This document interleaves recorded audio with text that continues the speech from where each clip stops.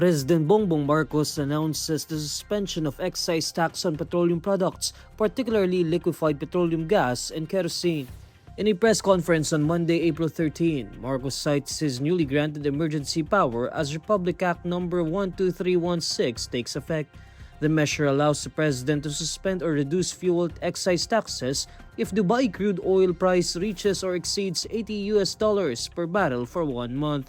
This upon recommendation of the Development Budget Coordination Committee and in coordination with the Energy Secretary.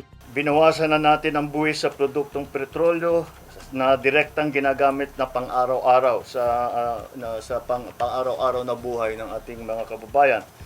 So sa ilalim ng kapangyarihan na binigay sa atin ng batas, tinanggal ko na ang excise tax sa LPG at sa kerosene. Ang katumbas nito ay 3 piso at 36, how much is this? 336. 3 pesos 36 pambawas ng kada kilo ng LPG, halos 37 pesos sa isang tangke ang mababawasan ng presyo.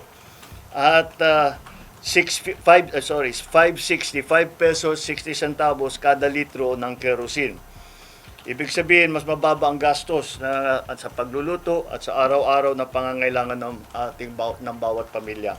Meanwhile, the fate of excise tax on diesel and gasoline will be discussed at the Unified Package for Livelihoods, Industry, Food and Transport meeting on Tuesday, April 14.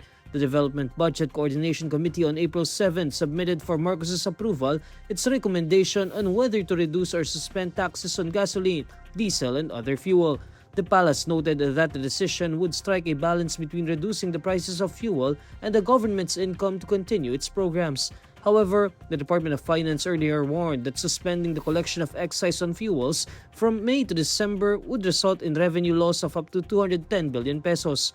But even with fully slashing the taxes, the measure can only pull down the price of diesel by 6 pesos per liter, while the price of gasoline, liquefied petroleum gas, and other petroleum products could be reduced by 10 pesos per liter. In addition, any reduction or suspension of the excise on petroleum products will apply only to incoming fuel shipments and not to existing inventory.